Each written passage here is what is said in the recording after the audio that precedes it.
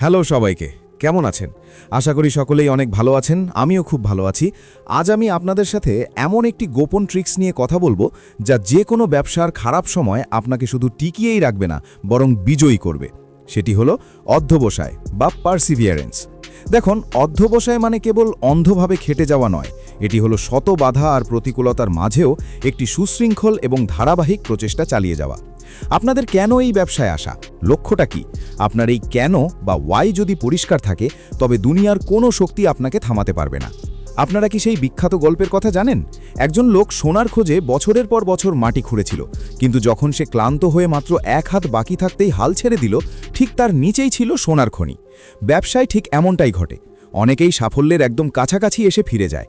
যারা আজ সফল তারা আপনার আমার মতোই রক্তমাংসের মানুষ। পার্থক্য শুধু একটাই, তারা মাঝপথে থেমে যায়নি। যখন চারদিকে অন্ধকার, কোনো সুখবর নেই, ঠিক তখনই নিজের ভেতর সেই আগুনটা জ্বালিয়ে রাখতে হয়।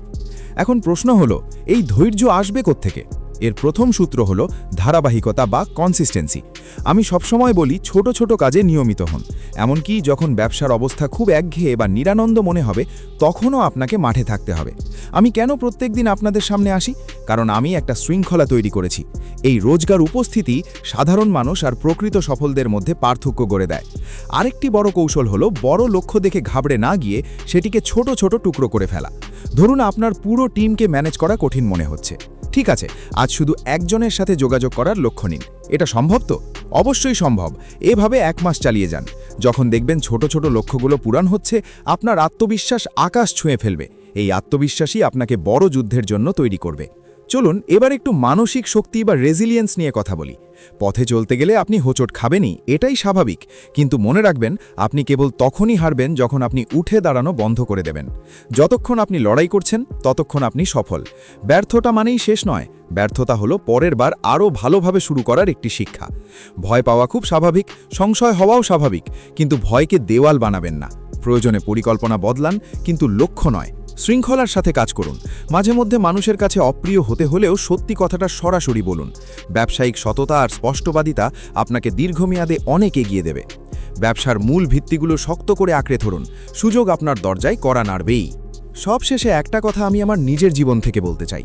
এই যে আমি প্রতিদিন আপনাদের সাথে কথা বলছি, এই তেজ আমি পাই আমার বিশ্বাস থেকে। আমার জীবনে পিছু হটার কোনো পথ নেই। আমি অস্ত্র ছেড়ে দিলে সব হারিয়ে বসার ভয় আমার মধ্যে কাজ করে। আমি আমাদের সিইও অ্যাশ মুফারে এবং এই প্রজেক্টের উপর শতভাগ আস্থা রাখি। অনেকে হয়তো আমাকে ভুল বুঝছে, অনেকে নেতিবাচক কথা বলছে, বলুক, তাতে আমার কিচ্ছু যায় আসে না। 7.5 বছর আগে যখন আমি এই যাত্রা শুরু করেছিলাম, তখনই ঠিক করেছিলাম যে এটাই আমার ভবিষ্যৎ, এর বাইরে কিছু নেই। আমি বিশ্বাস করি বলেই আজ এখানে দাঁড়িয়ে আছি। আমি চাই আপনারাও সেই ইস্পাত কঠিন মানসিকতা তৈরি করুন। নেতিবাচকতাকে ডাস্টবিনে ফেলে দিন এবং নিজের স্বপ্নের পেছনে ছুটুন। আজ এই পর্যন্তই। আশা করি আপনারা আজ নতুন করে শক্তি পেয়েছেন। পরবর্তী নতুন কোনো ভিডিও নিয়ে দেখা হবে।